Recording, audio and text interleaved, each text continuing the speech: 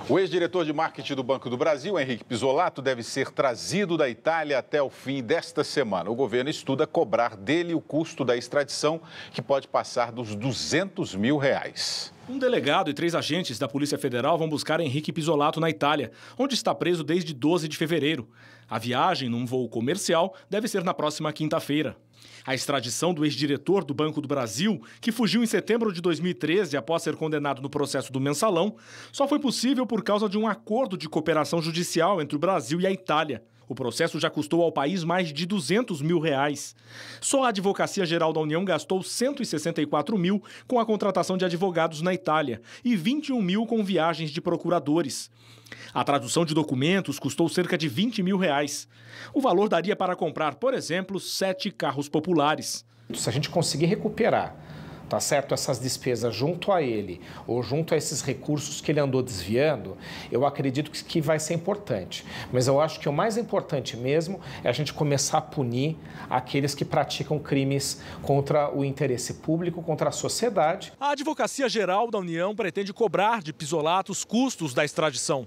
O órgão estuda uma possibilidade de fazer uma cobrança unificada com o Ministério da Justiça e a Procuradoria-Geral da República, que também tiveram gastos com esse processo. Segundo este procurador, a cobrança seria inédita. Nós podemos começar a partir de agora, sempre que houver despesas extraordinárias, não previstas aos cofres públicos brasileiros, decorrentes de contratações dessa natureza, analisarmos caso a caso a possibilidade de haver o ressarcimento em favor dos cofres públicos.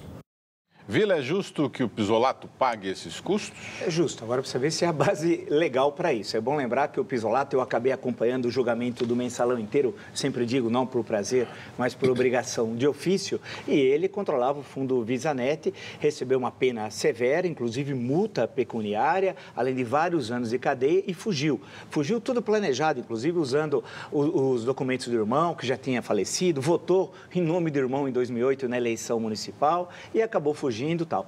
É interessante que eu vi agora as últimas fotos dele, ele melhorou bem na Itália, acho que a comida era boa, engordou. Agora ele vem para Papuda, ele pode encontrar alguns companheiros da época do Mensalão, só que agora estão no Petrolão.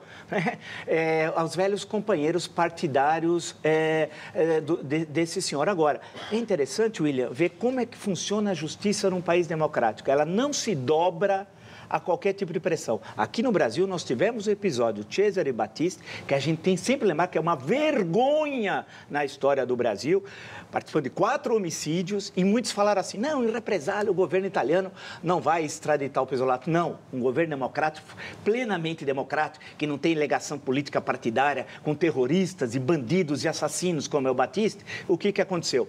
O Pisolato veio aqui para o Brasil. Enquanto isso, nós continuamos abrigando uma pessoa que foi julgada num país onde vigora o Estado Democrático de Direito, como é a Itália, foi condenado à participação de 4 homicídios e está aqui no Brasil. Portanto, nós abrigamos um assassino.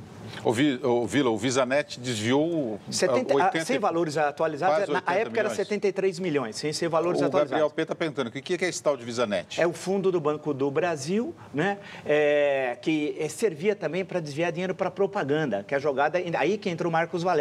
Só que, comparado ao Petrolão, o Mensalão é caso de juizado de pequenas causas, como já disse um ministro do Supremo Tribunal Federal. Eu, por exemplo, considerei à época, até escrevi um livro, chama O Julgamento do Maior Caso de Corrupção. Ingenuidade minha. O Petrolão, que estava ocorrendo durante o Mensalão, inclusive com alguns mesmos participantes, Zé Dirceu, por exemplo, que sempre está envolvido, né, com corrupção, está na Operação Lava Jato e foi condenado, né, na Ação Penal 470, que é do Mensalão, estava atuando em corrupção em pleno julgamento do Mensalão, mas foi, na época, sem ser atualizado, 73 milhões.